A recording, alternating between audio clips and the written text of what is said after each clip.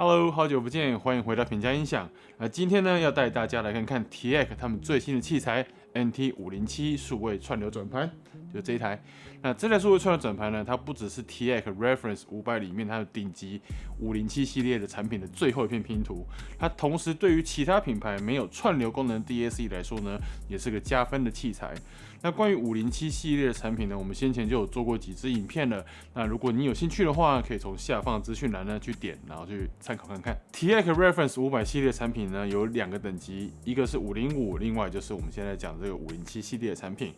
那507系列的产品线呢，在 NT507 之前呢，有 UD507 DAC、HA507 这台耳廓前级扩大机、AP507 后级扩大机以及 PD507T CD 转盘。那基本上 TEAC 它就设计了一个很完整的音响解决方案呢，给音乐跟音响爱好者使用。那如果你再搭配 PE505 的这个黑胶唱放的话啦，跟自己喜欢的黑胶唱盘，你就可以拥有纯类比跟纯数位的音响架构了。好，那我们再来看看 NT507 这个数位串流转盘。它正面的设计呢，其实是非常单纯，它就是 LED 的指示灯而已，没有现在那种非常稀花那种大尺寸萤幕。那这样子的最大好处呢，就是不会让萤幕呢去影响到内部电路，然后呢就可以提升讯号的品质，然后也可以提升声音的表现。那指示灯呢，从左到右呢，分别是 USB、RJ45、SFP、WiFi 以及 Room Ready 的指示灯。那只要有使用功能呢，它才会亮。那 NT507 其实它是有提供那个指示灯的开关啊，如果你不想让它亮呢，就直接把它关掉就可以了。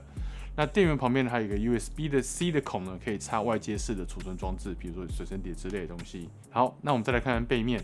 NT507T 呢，它是有 SSP 的光纤连接埠。然后标准的 RJ45 连接埠，2个 USB-A 的孔，那分别是读取 USB 随身碟、外接声音碟用的，另外一个呢就是 USB DAC 的输出。那你上方呢也可以看到 WiFi 以及有线网络的切换 Switch， 以及呢 Room Ready 它的那个专属的切换开关。那在 WiFi 方面呢，它支援了高速的 WiFi 6的规格，所以如果说你家的 WiFi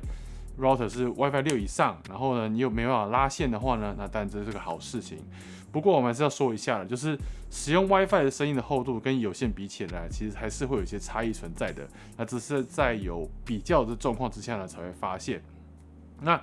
通常呢，我们还是会建议使用者你在以家里的使用现况为优先来选择有线或 WiFi 网络。再来呢，我们从 NT507 的内部来看，那主要分为2个独立的区块。一个呢是 TEAC 他们新开发的 TEAC Network Engine G4 这个数位串流平台，另外一区呢是线性电源的基板跟变压器。那 TEAC 原厂其实他们认为啦，线性电源呢可以带来比较纯净、比较稳定的供电，那同时呢也会有比较自然的声音表现。当然这个前提就是你电源设计呢要有一定的水准。那 TEAC 呢，他们就有这样的实力。那这台数位串流转盘完全就是完整的支援了 PCM 最高 768kHz 32bit 的取样率，以及 DSD 512，所以只要你的 DAC 呢有支援，就可以透过 NT507 它的 USB 输出来播放了。那在串流协定方面呢，它支援了 Open Home 以及 Room Ready， 所以你没有 Room 的人呢，你就可以直接使用 TEAC 他们自己的 HR Streamer App， 或者是呢我们之前推荐那个 J Player 来播放音乐。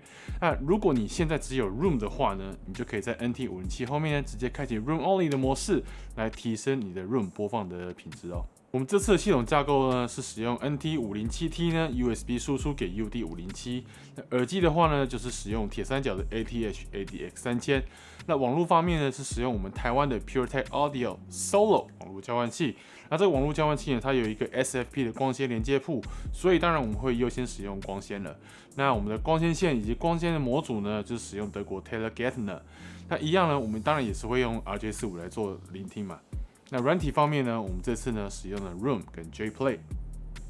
那整体的声音品质啊，我们在 UD507 听哈，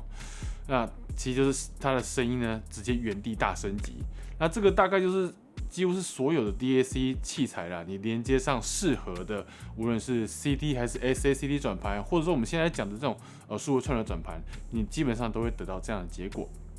那在空间感上面呢，它听起来更加自然。无论说这个空间它是来给你一个自然残响，还是说是后置的那种人工残响，那 NT507 它的细节变得蛮多的。尤其是我们在听那个萨克斯风演奏家 Ralph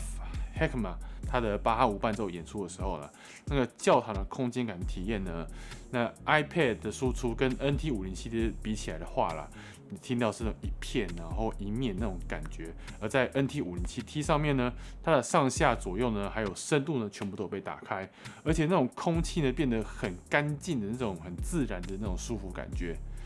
那在声音细节方面就蛮有趣的。那我们这次选择的专辑比较特别一点。那我们选择了那个 Skrillex 他最近的2张专辑，一张呢叫 Quest for Fire， 另外一张叫做 Fuck You Skrillex You Think You're Andy Warhol But You Are Not。那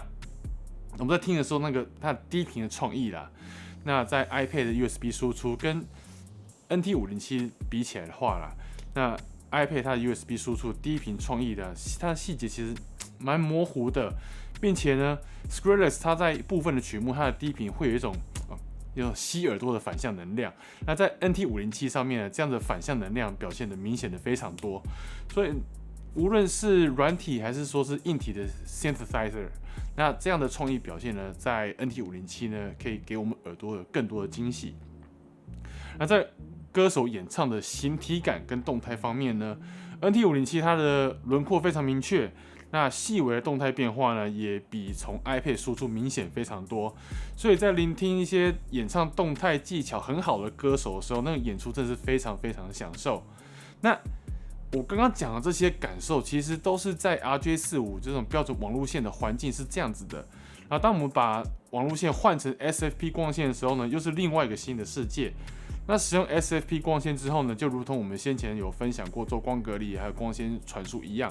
背景呢真的黑到不行，细节呢自然而然因为这样子的硬体架构之下呢，都跑出来了。那当然呢，形体感呢也立体了不少。所以说，如果你家中你的网络交换器有 SFP， 真的一定要使用 SFP。那我们这次使用是稍微比较夸张、比较厉害一点的 PureTech Audio Solo 网络交换器啦。那这个听下来的那个整体效果呢，真的是一流的。其实呢，多加上适当的串流转盘，或者是说你是 CD、SACD 转盘到 DAC 上面，其实是原则上是可以帮你的聆听体验加分的。那如果你本身呢就是使用 TEAC Reference 500系列产品的话啦，你搭配 NT507呢，就是在这样子的声音特质上面呢做升级。那其实我们也有拿 NT507拿去接 UD701N 过，那整体的解析力的提升呢，真的是非常非常的亮眼。那对于一台价格是65900的串流机来说啦 ，NT507T 呢，真的是非常的物有所值。不过，最后还是要稍微抱怨一下 NT507它一个小小的缺点啦，就是它的数位输出呢只有 USB 输出。那这一点对于如果你使用比较老的 DAC 的人来说啦，或许会不太好用。那么近10年内的 DAC 产品呢，应该就没有什么太大问题了。那希望呢今天影片呢对你来说有点帮助。如果你喜欢今天影片呢，欢迎按赞跟分享。那如果你还没订阅我们的频道，欢迎订阅我们的频道哦。那我们下次见，拜拜。